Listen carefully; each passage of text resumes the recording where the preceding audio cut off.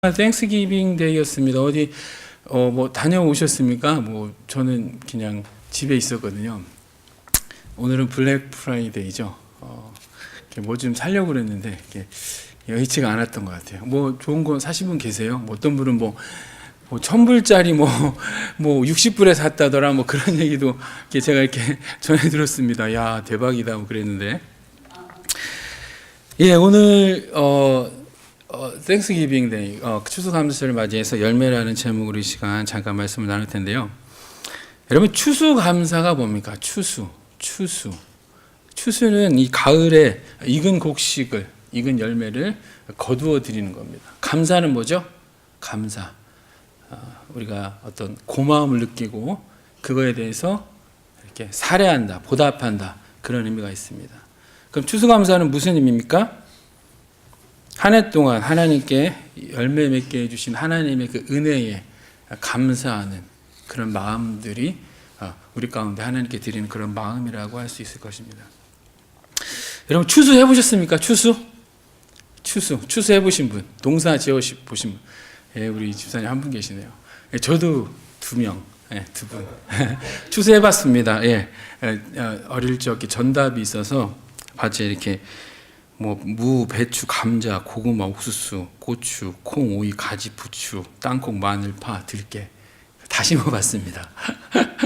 고구마를 이렇게 고구마 심는 거 아시죠? 줄기만 툭툭툭툭 쳐가지고 그냥 툭툭툭 심어놓으면요, 가을에 가면은 그냥 이 땅밭이 안 보일 정도로 줄기가 팍 무성하게 있습니다. 그러면 그걸 보면서 와, 신나게 그 호미로 막 이렇게 고구마를 캐고 이렇게 그랬던 기억이 있습니다.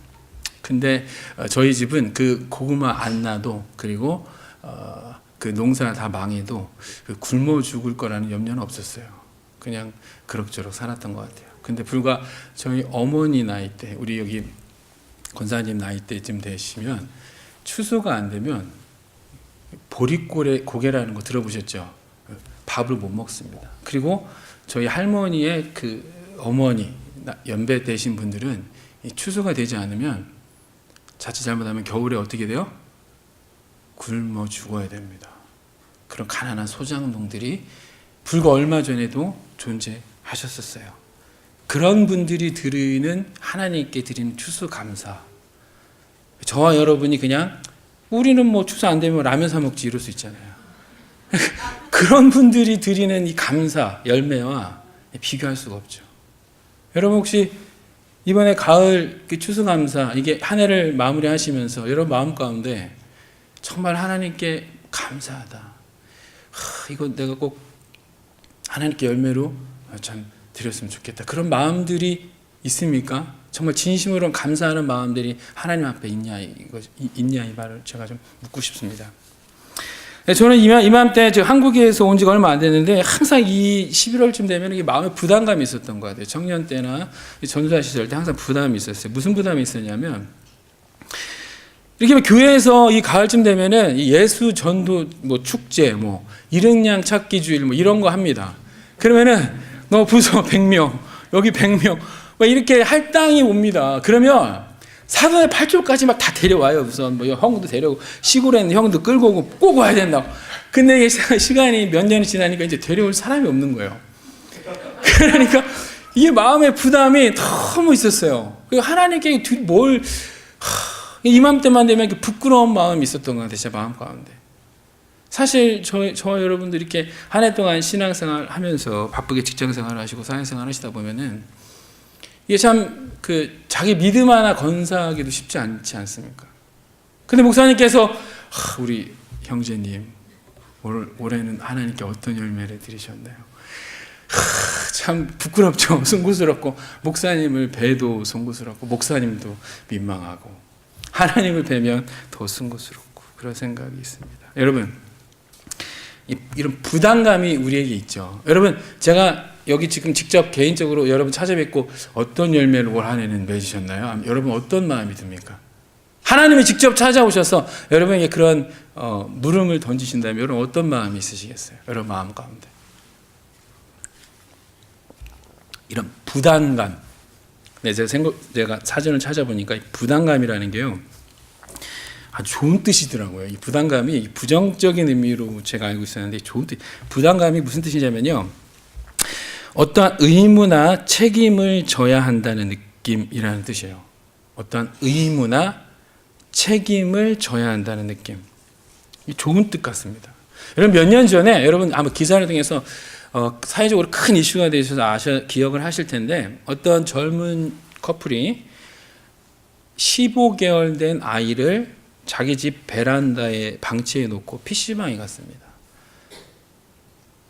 그 사이에 그 15개월밖에 안 된 그 딸아이가 저체온증으로 얼어서 죽었습니다.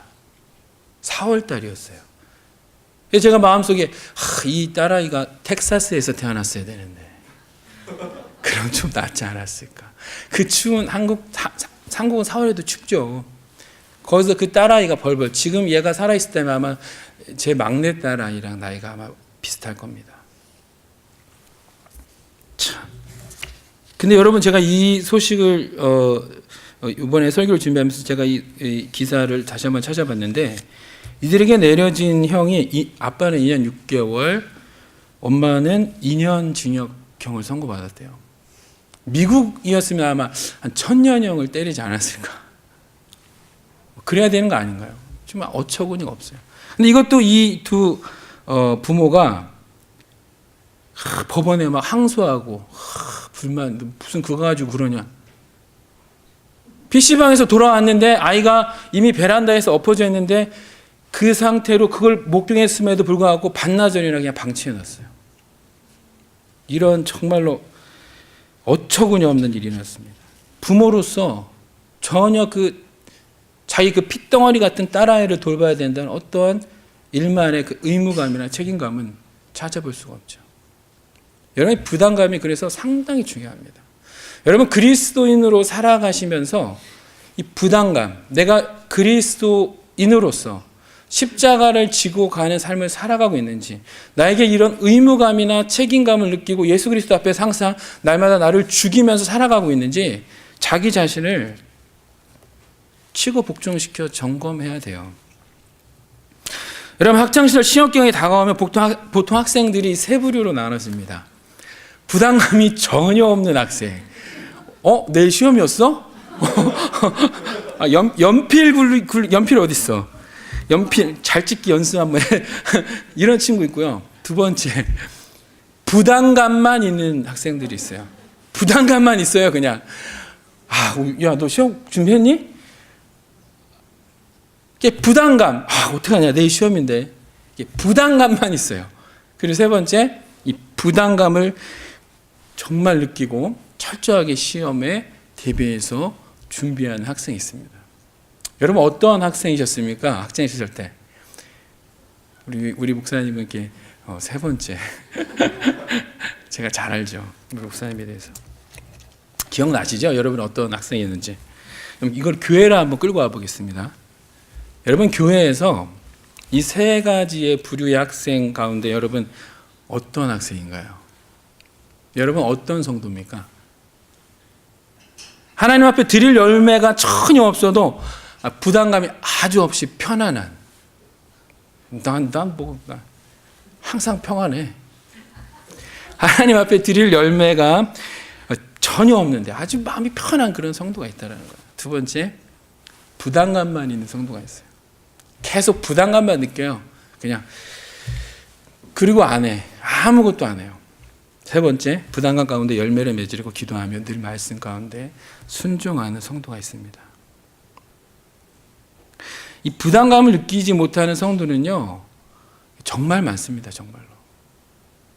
교회 와서요, 요구만 해요. 뭐가 어떻다더라. 내가 연보 낸 게 얼만데. 교회가 왜 이 모양이야. 아무 자기는 열매 맺을 마음조차도 없어요. 근데 정말로 이렇게 세 번째, 부담감을 느끼고 정말로 십자가 지고 하나님 뜻대로 살아가려고 한 사람이 눈에 띄게 드물어요. 저도 몇 분 기억나지 않는 것 같아요. 왜 그렇습니까? 마태복음 7장 13절에서 14절에 보시면 이렇게 예수님께서 그것에 말씀하고 있습니다. 좁은 문으로 들어가거라. 멸망으로 이끄는 문은 넓고 그 길이 널찍하여서 그리로 들어가는 사람이 많다. 생명으로 이끄는 문은 너무나도 좁고 그 길이 비좁아서 그것을 찾는 사람이 적다. 이 십자가를 지고 하나님 말씀 가운데 의무감과 책임감을 느끼고 간절하게 살아가는 사람은 극히 일부라는 거예요. 왜 그렇습니까? 좁아요. 협착해요. 힘들어요. 다 꺼려합니다. 여러분 화장실에 당장 갔는데 거기에 더러운 휴지가 떨어져 있으면 죽고 싶은 마음이 잘 안 들죠. 쉽지 않아요. 그 사소한 것 하나도 쉽지 않습니다. 여러분 장로교 합동측 측에 박용규라는 목사님이 계셨습니다. 이분이 엄청 교만해져서 하나님이 어떻게 하다가 뭐 질병이 걸렸다고 그러는데 이러면서 천국과 지옥을 보고 왔는데 이분 얘기가 천국과 지옥을 들어오는 비율이 뭐 1000대 1이다. 뭐 그런 얘기를 해요. 이게 뭐 죄송합니다. 맞는 얘기인지 안 맞는 얘기인지 저는 모르겠지만 그만큼 좁은 문으로 가는 사람이 어떻다? 적다라는 거예요. 여러분도 아마 지금까지 신앙생활에 오시면서 그런 거 느끼셨을 거예요. 저분 보면 참 기분이 너무 좋고 정말 십자가 지고 가시는 그런 분들 기억나시죠? 많이 기억납니까? 아니 몇 분 기억나지 않아요. 근데 그런 분들만 생각해도 기분이 좋아지고 나중에 10년, 20년 지나서 또 그분이 뵙고 싶고 저도 그런 분이 계세요. 여러분 그런 분 되시기 바랍니다. 항상 열매 맺으시고 이 교회에 오셔서 자기 어떤 의무를 다하려고 그러고 책임감을 가지고 십자가 지려하는 여러분 되시기를 주님의 이름으로 간절히 축원드립니다. 이 부담감만 갖고요 계속 살아가시면 이게요 당연시 됩니다. 당연시 되면 이게 뭐가 됩니까? 습관이 돼요. 히브리서 10장 25절 말씀해 보니까 어떤 사람들의 습관처럼 우리는 모이기를 그만하지 말고 서로 격려하며 그날이 가까워오는 것을 볼수록 더욱 힘써 모입시다. 여러분 어떤 사람들이 뭐를 하고 있어요? 지금 모이기를 그만하고 있다고요. 모이기를 폐하려고 시도하고 있다는 것입니다. 여러분 지금 한국교회가 어느 순간에서부턴가 모이기를 그치고 있어요. 모이기가 점점 어려워지고 있습니다. 그러면서 한국의 교회가 어떻게 되고 있습니까? 점점 나락으로 떨어져 가고 있어요. 이게 악습이에요. 악습. 이것을 벗어나야 되는데 이것을 벗어나지 않고 여러분에게 하나님께서 성령의 감화와 감동을 주심에도 불구하고 이것을 계속해서 소멸하면은 하나님께서도 멈추세요. 더 이상 여러분과 일하시지 않습니다. 이 성령의 감화와 감동, 하나님께 주시는 나에게 주시는 부담감 짊어지고 가실 줄 아는 성도 되시기 바랍니다. 이 습관이 되면 안 돼요. 마가복음 14장 32절에 보시면 예수님께서 십자가의 쓴 잔을 지시기 위해서 겟세마네 동산에서 피가 땀방울이 핏방울이 되도록 이 잔이 내게서 옮겨갈 수만 있으면 옮겨가게 주시옵소서. 간절하게 기도합니다. 그리고 제자들에게 왔어요. 제자들 뭐 하고 있었죠?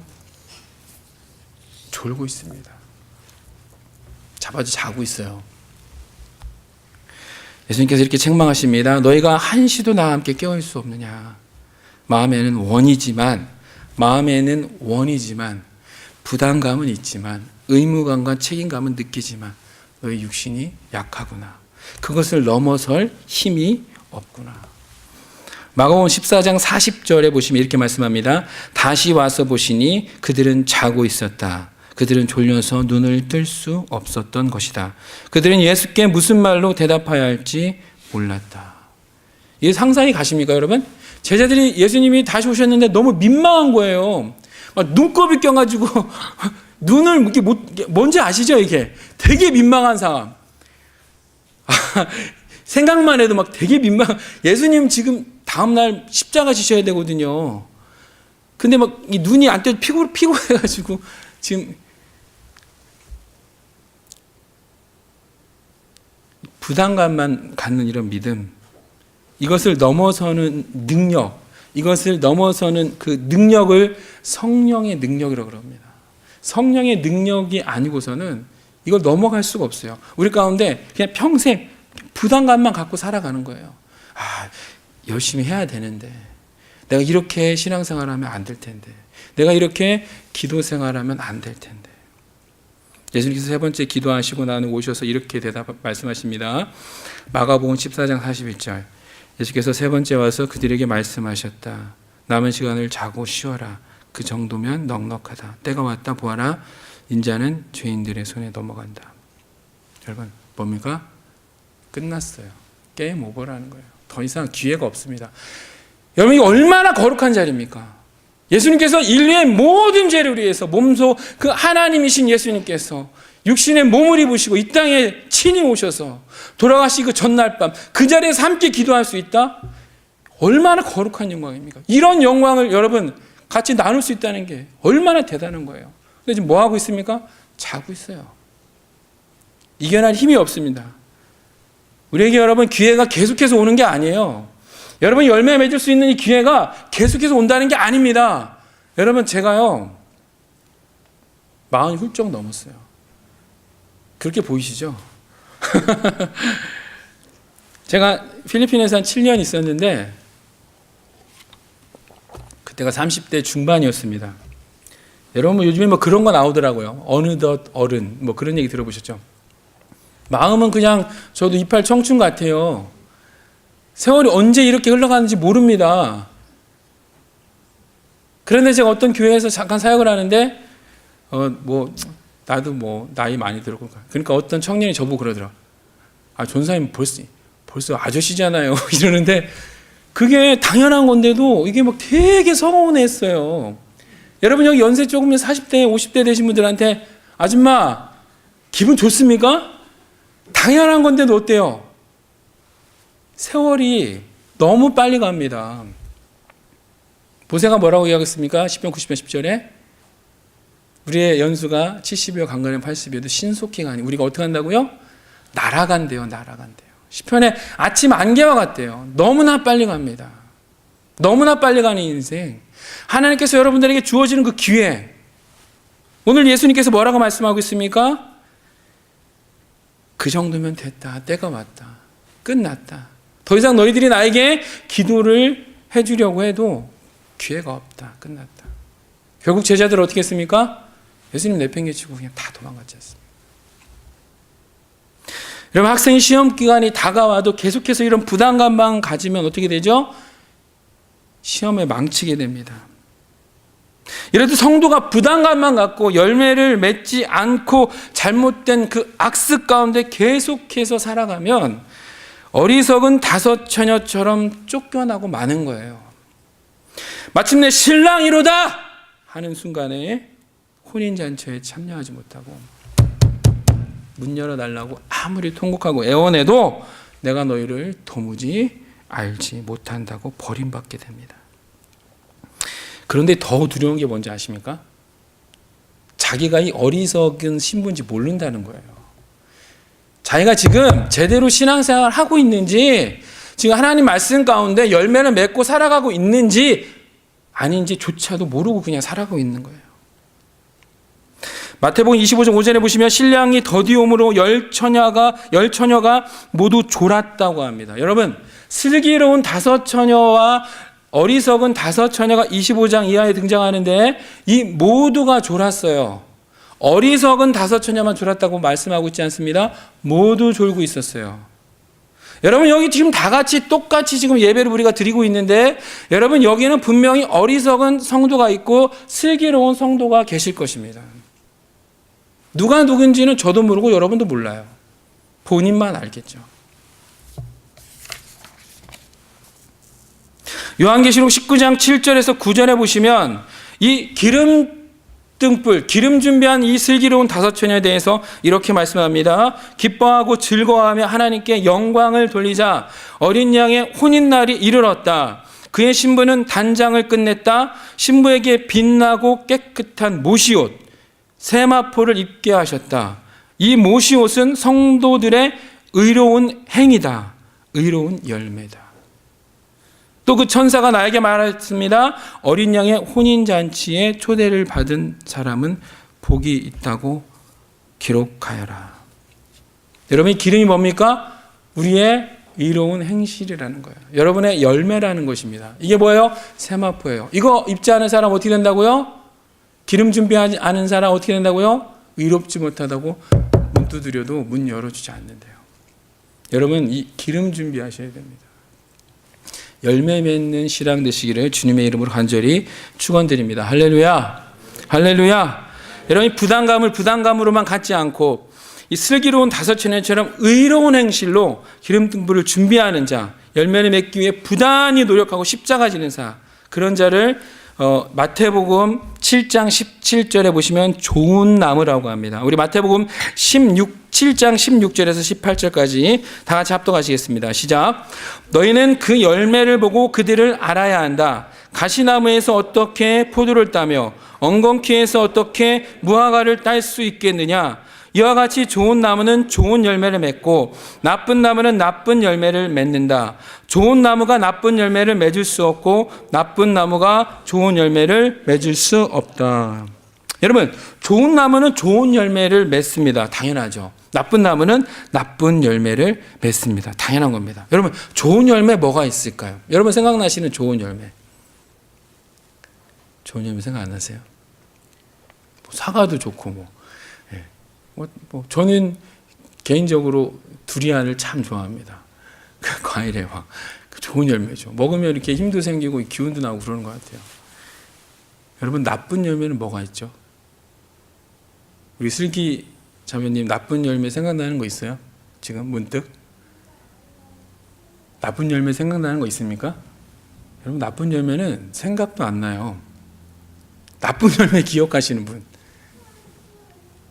없어요. 나쁜 열매는요, 기억도 안 해요. 왜 그렇습니까? 잊혀지는 거예요. 관심이 없기 때문에. 뭐 됩니까? 잊혀진 바 되는 거예요.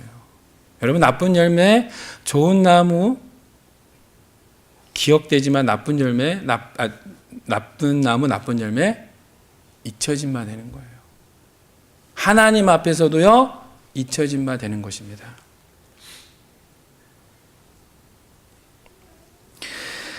다윗은 이 좋은 나무를 시편 1편에 이렇게 고백합니다. 복 있는 사람은 악인의 길을 따르지 아니하며 죄인의 길에 서지 아니하며 오만한 자의 자리에 앉지 아니하며 오로지 주님의 율법을 즐거워하여 밤낮으로 율법을 묵상하는 사람이다. 이런 사람이 그는 시냇가에 심은 나무가 철 따라 열매를 맺으며 그 잎이 시들지 아니한 같으니 하는 일마다 잘 될 것이다. 할렐루야. 여러분, 좋은 나무를 다윗이 뭐라고 고백하고 있습니까? 복이 있는 사람이라는 거예요. 좋은 나무가 뭐라고요? 복이 있는 사람. 이 복이 있는 사람이 어떻게 한다고요? 죄를 멀리하는 사람. 그리고 하나님을 가까이 한다는 거예요. 이런 사람이 어떻게 합니까? 철 따라 뭐를 맺어요? 열매를 맺고. 이것이 열매 맺는 자의 특징이라는 거예요. 죄를 멀리하고 하나님을 가까이 하는 사람. 여러분 삶 가운데 죄를 지금 멀리하고 계십니까? 죄와 싸우고 있나요?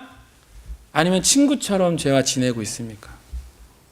죄를 멀리하고 하나님의 말씀을 늘 가까이 하는 사람은 반드시 열매를 맺게 돼 있다는 거예요. 하지만 죄를 가까이 하면 절대 열매는 맺을 수 없겠죠. 당연한 결과입니다.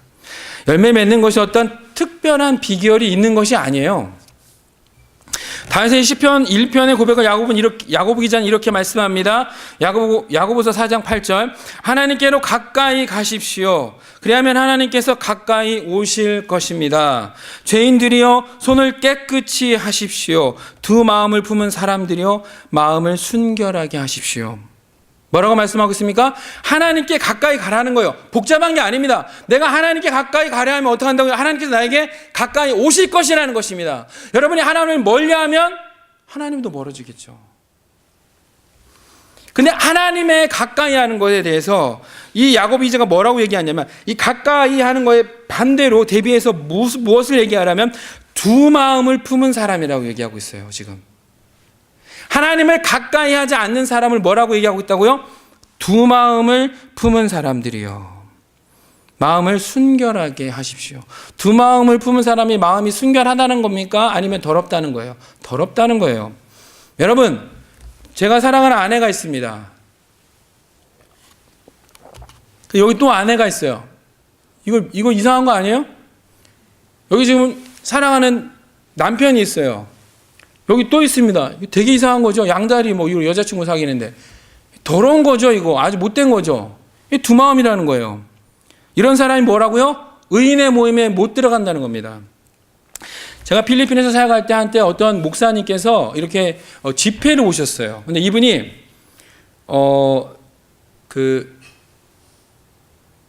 인간극장 아시나요, 여러분? KBS? 예, 거기에도 뭐 출연하시고 뭐 그러면서 이렇게 매스컴에서 많이 나오셨던 분이에요. 여러분도 아마 기억하실 수도 있는데 뭐 아침마당 뭐 이런 데도 막 나오고 막 그러셨어요. 근데 이분이 이혼하시고 러시아 어떤 젊은 여자분과 결혼을 했어요. 꿈을 꿨는데 뭐 그 여자랑 결혼하라고 했대요. 그래서 러시아로 찾아갔어요. 과학자 어떤 따님인데 그분이랑 결혼하고 딸을 5을 낳습니다. 본처에게서 또 아들이 2이 있고 도합 7명이에요. 이분이 집회를 인도하시다가 이렇게 얘기합니다. 여러분, 세상에서 부유한 것을 택하시겠습니까? 아니면 가난해도 예수님으로 부유한 것을 택하시겠습니까? 그러니까 뭐 다들 뭐라고 얘기하죠? 세상의 부유보다는 가난해도 예수님으로 부유한 것을 택하겠습니다. 뭐 이렇게 얘기를 합니다. 그런데 이분이 당신은 그렇게 물어놓고 이렇게 대답합니다. 자기는 이왕이면 세상에서도 부자 되고 예수님도 잘 믿겠습니다. 그러니까 아하하 그렇군요. 뭐 이렇게 하고 끝났던 것 같아요. 네, 여러분 이게 되게 웃긴 겁니다. 근데 여러분 부자 되고 싶으시죠? 여러분 예수님도 잘 믿고 싶으시죠? 부자 되기 싫으신 분 없습니다. 저도 기왕이면 돈이 좀 있으면 좋을 것 같아요. 불편하지 않게. 근데 이게 되게 모순된 겁니다, 여러분. 이런 발언이 되게 웃긴 거예요. 이런 얘기하면 웃어야 돼요. 되게 웃긴다, 저 내용. 마태복음 19장 16절에 보시면 한 부자 청년이 예수님께 와서 묻습니다. 무슨 선한 일을 하여 영생을 얻을 수 있습니까? 이렇게 묻습니다. 그러니까 예수님께서 계명을 지키라고 합니다. 살인하지 말라, 간음하지 말라, 도둑질하지 말라, 거짓 증언하지 말라, 내 부모를 공경하라, 내 이웃을 내 몸과 같이 사랑하라. 이렇게 예수님께서 말씀합니다. 부자 청년이 이렇게 대답합니다. 저 그거 다 지켰습니다. 그러니까 무엇을 제가 부족합니까? 무엇이? 그러니까 내 소유를 팔아 가난한 자들에게 주어라. 하늘 보화가 너에게 있다. 그리고 와서 나를 따르라 하십니다. 이 청년이요, 재물이 많음으로 이 말씀을 듣고 어떻게 했다고요? 근심하며 갔다고 합니다. 근심하면서. 예수님께서 그렇게 난 후에 바로 그 직후에 말씀하십니다. 부자는 천국에 들어가기 어려운데 어느 정도로 어려우냐? 낙타가 바늘귀로 들어가는 것이 부자가 하늘나라에 들어가는 것보다 쉽다. 부자는 천국 간다 못 간다? 못 간다는 거예요. 여러분 낙타가 바늘귀로 어떻게 들어갑니까? 못 간다는 걸 비유적으로 말씀을 하시면 못 갑니다. 부자는.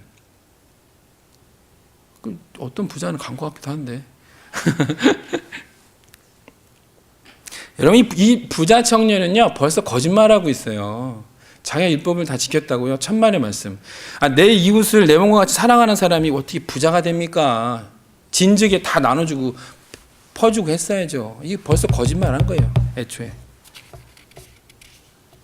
여러분 이 부자된 분들이 신실하신 믿음의 그리스도인들 중에 계십니다.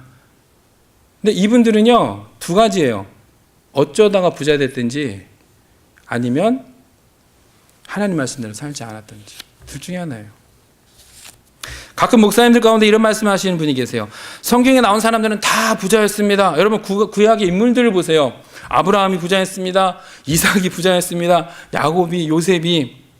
이런 말씀들 하시는 분들이 한국의 1%도 안 되는 대형교회 목사님들일까요? 아니면 90% 이상 넘는 개척교회, 소형교회 목사님들일까요? 여러분이 아브라함과 이삭과 야곱과 요셉을 부자의 기준으로 되는 게 이게 말이 되는 겁니까, 여러분? 이 사람들은요, 어쩌다 부자 된 거예요. 이 부자에 관심이 없습니다. 하나님의 열매에 관심이 있고 믿음에 관심이 있는 거지. 이런 식으로 그러면은 예수님 믿고 다 거덜내고 거지되고 나중에는 다 죽고 순교한 게 제자들은 뭐예요, 그러면? 바울은 뭡니까? 그렇게 잘 나가던 바울이 예수님 믿고 완전히 지금 감옥에 갇혀가지고 나중에 참수당했는데 바울은 뭐예요, 그러면? 예수님 믿고 부자 된다? 말이 안 되는 거예요, 이거는. 예수님이 분명히 말씀하십니다. 하나님과 세상을 동시에 섬길 수 없다. 두 주인을 섬길 수 없다라는 거예요. 누가복음 16장 13절 뭐라고 말씀하고 있습니까? 너희는 하나님과 재물을 겸하여 섬길 수 없다고 말씀합니다. 하나님을 가까이 하지 않는 자. 뭐예요? 두 마음을 품은 자라고 야고보서 기자가 분명히 말씀하고 있습니다. 제가 한두 해 후 그 목사님 그렇게 좀 약간 엉뚱한 얘기 하시 그 목사님을 필리핀 올티가스 시티은행 ATM 앞에서 마주쳤습니다.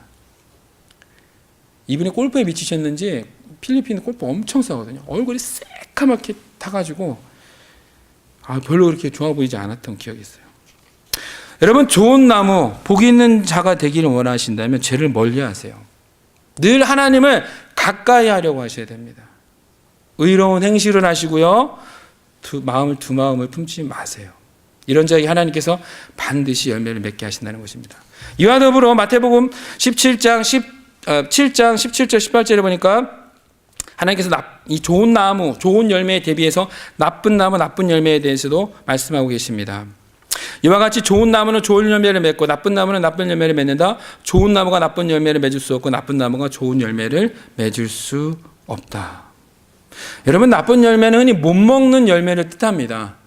그렇죠? 먹을 수 있는 거는 뭐 웬만하면 다 먹죠. 우리가 인간이 진짜 뭐 소도 뭐 남김없이 다 먹잖아요. 막 꼬리까지 다 삶아 먹고. 저는 개인적으로 비유가 약해서 못 먹겠던데. 그리고 이런 나쁜 열매는요, 잘못 먹으면 독이 있어가지고 잘못하면 죽습니다. 이 정글의 법칙 이런 데 보면은 김영만 씨가 막 잘못 먹고, 뭐야, 먹으면 안 돼, 이거. 그러고서 막 밑에 자막에 나옵니다. 이 열매는 먹으면 죽을 수 있습니다. 뭐 이렇게 나와요. 이런 열매는 오히려 맺지 않는 것이 나아요. 그냥 열매 맺지 않는 게 낫습니다. 그냥 안 맺는 게 낫다고요. 이런 나쁜 열매는. 마태복음 26장 24절에 예수님께서 이렇게 말씀하십니다. 인자는 자기에 관하여 성경에 기록되어 있는 대로 떠나가지만 인자를 넘겨주는 그 사람은 화가 있다. 그 사람은 차라리 태어나지 않았더라면 자기에게 좋았을 것이다. 태어나지 아니하만 못한 사람, 열매 맺지 아니하만 못한 열매, 나쁜 열매죠. 비참하지 않습니까? 여러분, 내 자신이 태어나지 아니하만 못한 사람, 열매 맺지 아니하만 못한 열매가 된, 비참한 거예요.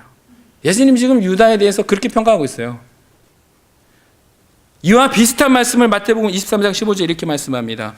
율법학자들과 바리새파 사람들아, 위선자들아, 너에게 화가 있다. 너희는 개종자 한 사람을 만들려고 바다 역주를 두루다니다가 하나가 생기면 그를 너희보다 배나 더 못된 지옥의 자식으로 만들어 버리기 때문이다. 나쁜 나무, 나쁜 열매. 이 사람들 또한 태어나지 아니하만 못한 사람이에요. 유다 같은 사람, 신천지, 이만희, 유병원, 박태선, 문선명 같은 사람. 심지어 오늘날에는 이 교회 안에도 부담감, 의무감이나 책임감을 느끼기는커녕 교회에다 오히려 사람들을 실족해 하고 죽게 만든 사람들이 얼마나 많습니다. 몰라요. 자기가 그렇게 넘어뜨리고 상대방을 넘어뜨리고 그런 큰 상처를 다 만들어 놓고 사람들을 다 그렇게 실족하게 해가지고 교회를 다 떠나가게 하고 몰라요. 어떤 오 집사님이라는 분이 오셨어요. 근데 저한테 그러더라고요. 전사님, 저는요 한국에 있을 때 교회 하나를 부도냈어요. 그걸 막 자랑처럼 저한테 얘기를 하세요. 이분이 정신이 어떻게 되셨나. 마태복음 18장 6절에서 7절에 보면은 나를 믿는 이 작은 사람 가운데서 하나라도 걸려 넘어지게 하는 사람은 누구라도 차라리 그 목에 큰 맷돌을 달고 깊은 바다에 빠지는 편이 낫다. 사람을 걸려 넘어지게 하는 일 때문에 세상에는 화가 있다. 걸려 넘어지게 하는 일이 없을 수는 없으나 걸려 넘어지게 하는 일을 일으키는 그 사람에게는 화가 있다. 여러분, 이런 그리스도인들이 오늘날 이 교회에 부직이 있습니다. 유다 같은 사람, 서기관과 바리새인 같은 어리석은 신부, 본인이 뭘 잘못한지도 몰라요. 그리고 더 심각한 문제죠. 답답합니다. 이 며칠 한국교회 부자 세습 문제로 크게 지금 요동치고 있습니다. 김동호 목사님께서 이런 말씀을 하십니다. 오죽하면 신학생들 사이에서 교회에서 부자 세습 문제를 지금 말씀드려요. 아버지가 목사면 성골, 장로면 진골, 이도저도 아니면 잡골이라는 말이 돌아다니겠는가. 참 씁쓸하죠. 저는 잡골도 아니고 망이 망소이 같아요. 그냥 무슨 봉기나 일으켜야 뭐 자리가 있을 것 같아요. 이러한 일로 인해 교회가 더욱 지탄받고 많은 사람들이 교회를 향해 등 돌릴 것을 생각하니 마음이 참 착잡한 심정입니다. 한 통계에 따르면 10여 년간 한국교회에서 청년들이 60만 명이 빠져나갔다고 합니다. 근데 그 사람들의 60%가 넘는 공통적인 이유가 뭔지 아십니까? 교회의 세습과 이미지 실추였다는 거예요. 예수님께서 지금 이 작은 사람 하나라도 걸려 넘어지게 하는 사람은 그 목에 연자맷돌을 메고 깊은 바다에 빠지는 게 낫다라고 얘기하고 있는데, 이렇게 수많은 그리스도인들을 실족해 했으니 이 책임을 어떻게 질 거예요? 이 죄값을 어떻게 감당하려고 그런 무서운 일을 감행하는지 모르겠습니다. 교회가 뭐 본인들이 교회만 잘 되면 되는 건가요? 그리스도께서 핏값을 치르시고 사신 교회가 무슨 당신들 소유물입니까? 한참 잘못되었다는 거예요. 오늘 보면 마태복음 7장 15절에서 16절에 보시면 예수께서 친히 이렇게 말씀하십니다. 거짓 예언자들을 살펴라. 그들은 양의 탈을 쓰고 너에게 오지만 속은 굶주린 이리들이다. 너희는 그 열매를 보고 그들을 알아야 한다. 가시나무에서 어떻게 포도를 따며 엉겅퀴에서 어떻게 무화과를 딸 수 있겠느냐. 처음에는 빛나는 너무나도 대단한 예수님의 제자 유다였습니다. 그런데 결국에는 태어나지 않았더라면 좋았을 유다가 되었습니다. 처음에는 부흥해서 영광 할렐루야 하나님 감사합니다. 하지만 부흥하지 아니함만 못한 비참한 꼴이 되었습니다. 열매 맺지 아니함만 못한 나쁜 열매, 세상에 악영향을 끼치고 있어요. 수없이 많은 사람들이 실족하게 넘어지고 또 떠나갈 걸 생각하니 마음이 미어집니다. 어리석은 다섯 처녀, 두 마음을 품은 자, 배나 지옥 자식 만들어버리는 바리새인들, 화 있을진저. 사람을 걸려 넘어지게 하는 일 때문에 세상에는 화가 있다. 걸려 넘어지게 하는 일이 없을 수는 없으나 걸려 넘어지게 하는 일을 일으키는 그 사람에게는 화가 있다. 무서운 경고의 말씀입니다. 여러분, 그러므로 절대 여러분 나쁜 나무가 돼서는 안 돼요. 나쁜 열매를 절대 맺어서는 안 됩니다. 여러분이 나쁜 나무, 나쁜 열매의 최후가 뭔지 아십니까? 예수님께서 직접 이렇게 말씀하십니다. 오늘 마태복음 7장 19절에 보니까 좋은 열매를 맺지 않는 나무는 어떻게 한다고요? 찍어서 불 속에 던진다는 겁니다. 무서운 말씀이에요. 침례 요한이 똑같이 이렇게 말씀합니다.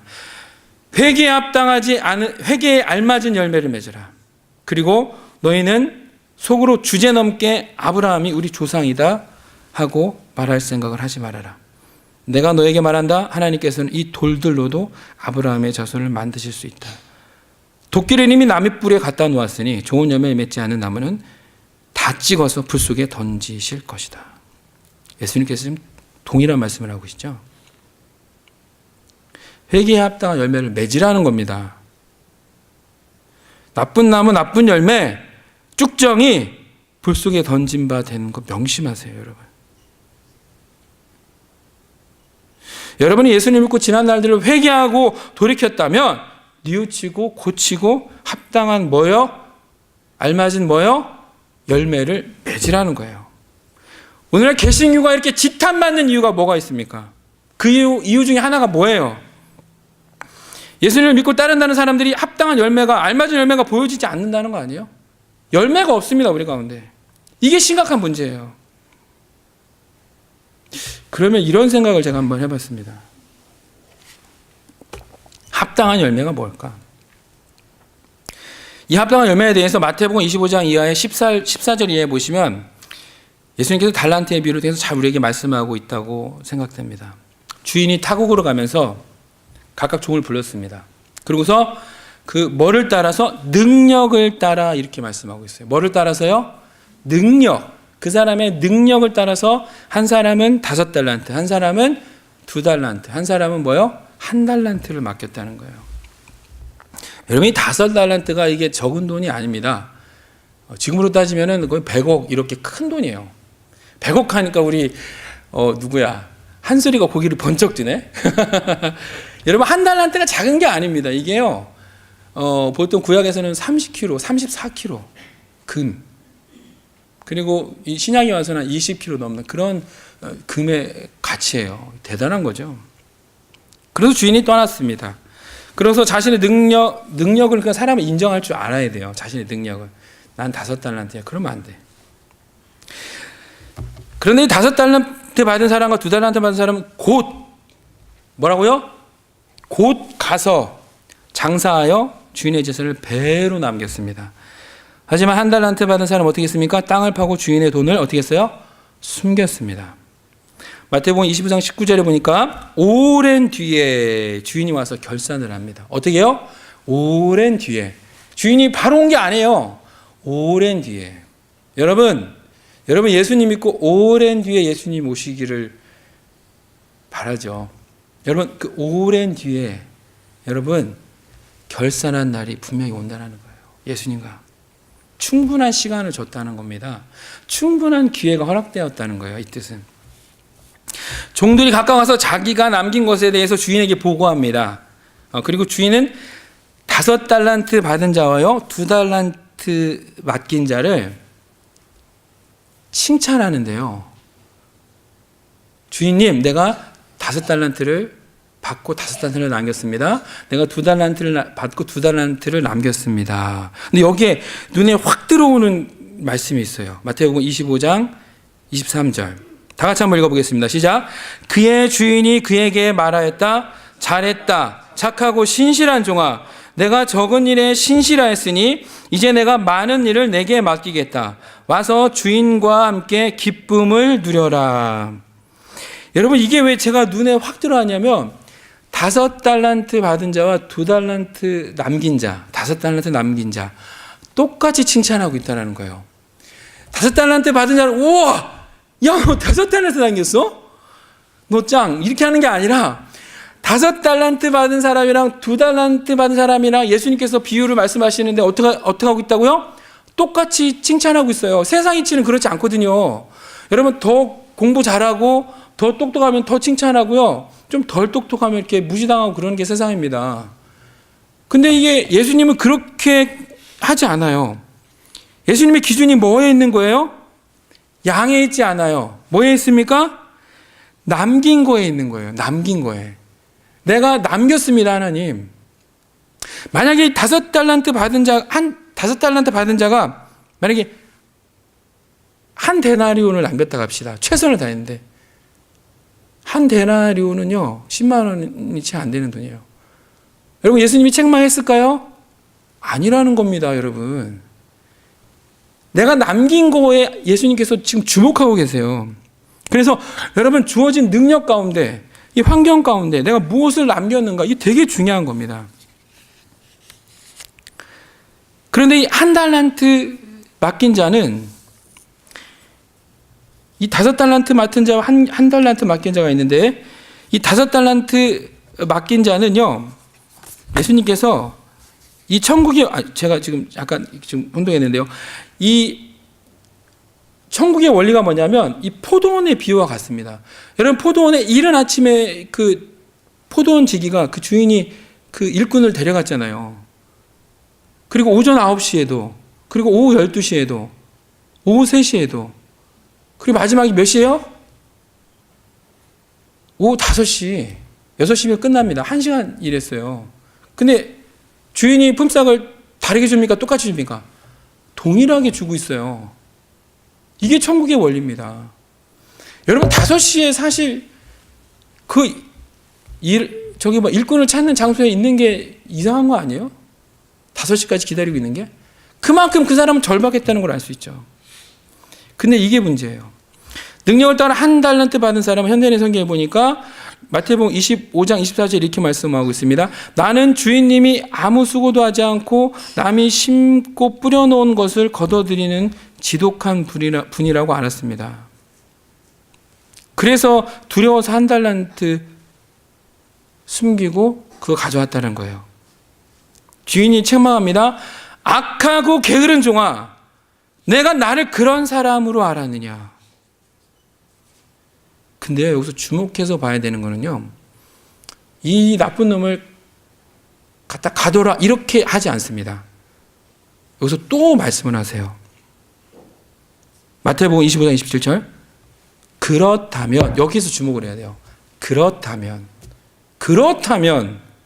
내 돈을 은행에 맡겼다가 내가 돌아왔을 때 이자와 원금을 함께 받도록 했어야 하지 않느냐. 여러분, 뭐예요 이게? 우리가 하나님을 오해할 수도 있습니다. 교단마다요, 하나님에 대한, 이 성경에 대한 관점이 틀리니까, 이게 디노미네이션이 이게 프레스베테리언, 홀리니스, 베프티스트 이렇게 나눠지는 거잖아요 지금. 하나님에 대해서 약간 오해할 수 있어요. 근데 열매는 우리가 남길 수 있다는 사실을 여러분 주목하세요. 거기서 주인이 내가 악하고 뭐라고? 너 지금 다시 말해봐. 이렇게 하지 않고요, 뭐라고 얘기하고 있습니까? 야, 그러면 그 한 달란트를 은행에다 맡겼으면 네가 별이라도 남기지 않았겠느냐, 이자라도 남기지 않았겠느냐라고 말씀하고 있습니다. 여기에 주목해야 돼요.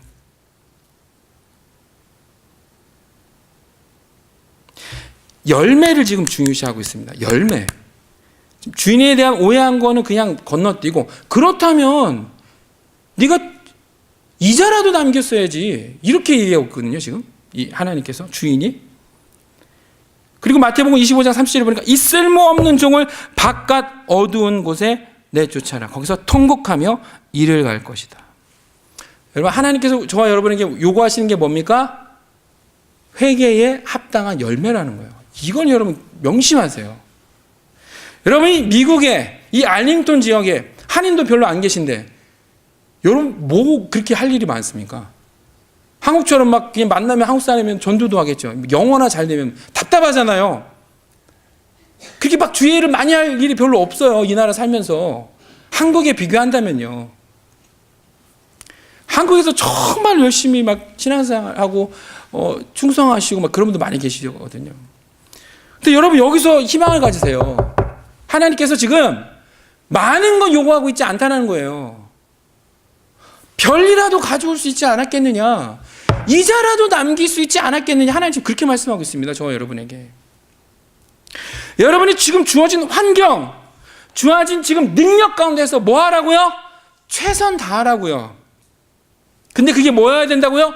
알맞은 열매, 합당한 열매, 회개에 합당한 열매가 돼야 된다는 것입니다. 하나님께서 그거 받으시겠다는 거예요. 여러분, 이 5달란트를 받은 자 5달란트를 남기고 2달란트 받은 자 2달란트를 남기고, 이 사람들이 하나님이 주인이 오기를 얼마나 바라겠습니까? 주인이 빨리 왔으면 좋겠다. 내가 이 소식을.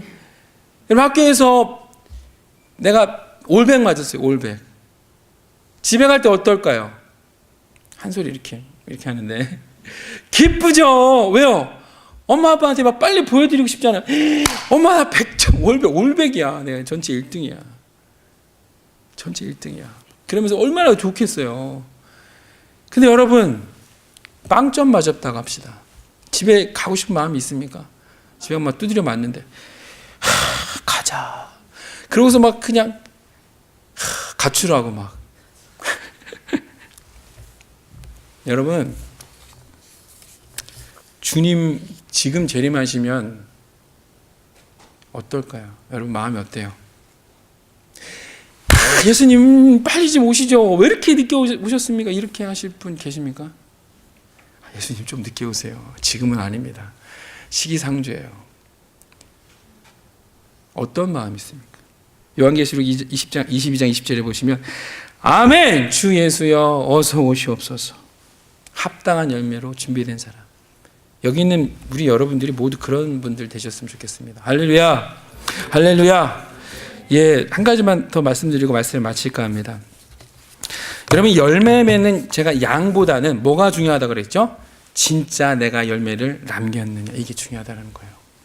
여러분, 중세 시대에 보면은 이 중형을 받으면 지하 감옥에 들어갔다고 합니다. 지하 감옥에. 그러면 지금처럼 화장실이나 이런 시설이 구비되어 있지 않았기 때문에 그냥 대소변을 그냥 거기서 그냥 해결을 해야 돼요.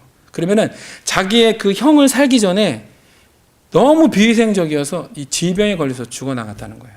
그러니까 자기가 형은 이렇게 있는데 이것만 견디면 나가는데 그게 아니라 그 전에 그냥 죽어서 나가는 것이 태반이었다고 합니다. 그런데 놀라운 사실은 어떤 두더지가 어쩌다가 이렇게 그 구멍을 낸대요. 그 감옥에. 그래서 하루에 이렇게 해가 이렇게 지고 뜨는 그 사이에 한 10분에서 10여 분간 이렇게 햇볕이 들어온답니다. 그런데 그 햇볕에 이렇게 자기 그 썩은 살을 막 이렇게 소독하고 이렇게 자기 옷을 소독하고 막 돌아가면서 그렇게 한대요. 그렇게 한 사람은 자기의 모든 형기를 채워서 살아나가고요.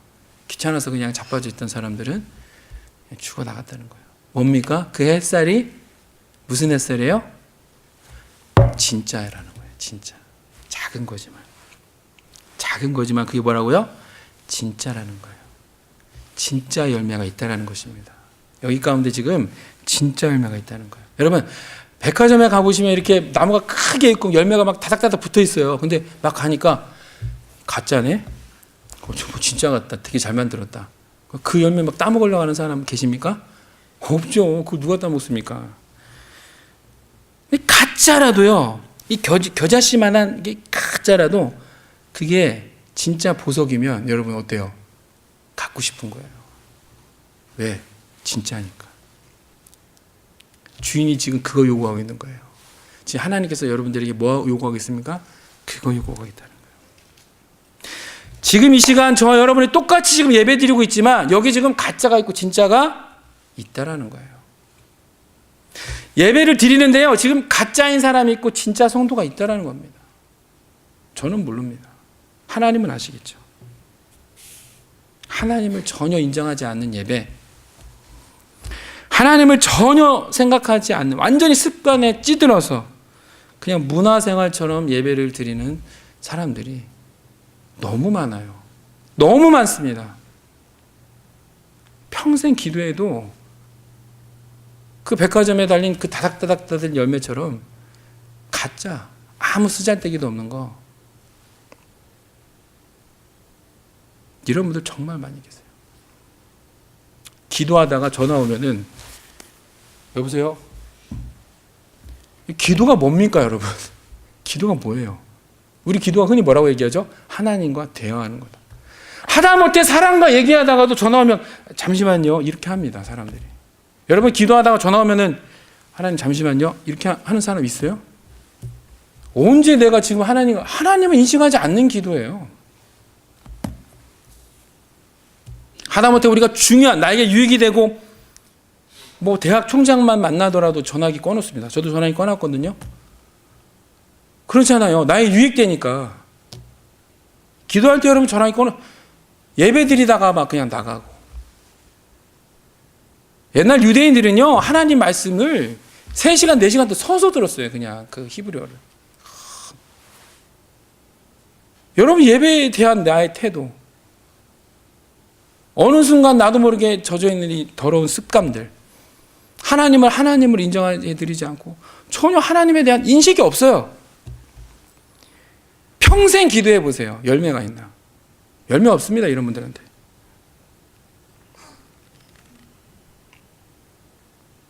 마치 바위 위에 그냥 씨를 던져놓고 열매야 맺혀라, 나무야 자라라, 똑같은 거예요, 이런 기도는.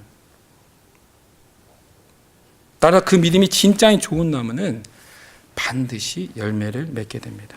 왜냐하면 진짜는 하나님의 말씀에 귀 기울입니다. 하나님의 말씀에 귀 기울인다는 것은요, 순종한다는 것이고요, 그 믿음이 반석 위에 그 집을 짓는 자와 같다는 거예요. 이러한 자들은 목자의 인도에 귀 기울이고 따라갑니다. 여호와는 나의 목자시니 내가 부족함이 없으리로다. 그가 나를 쉴만한 물가로 인도하시리로다. 열매 맺게 돼 있다는 거예요. 여러분, 반드시 여러분 회개에 합당한 열매를 맺으시는 귀한 하나님의 거룩한 성도들 되길 바랍니다. 말씀을 마치겠습니다. 저와 여러분은 모두 반드시 주님께 열매를 드려야 할 마지막 가을이 찾아올 것입니다. 분명히 찾아와요. 이 마지막 가을날 풍성한 열매로 하나님께 드릴 수 있는 저와 여러분 모두가 되시기를 주님의 이름으로 간절히 축원드립니다. 할렐루야. 이 시간 잠깐 두 눈을 감겠습니다. 시간 들어가 기도.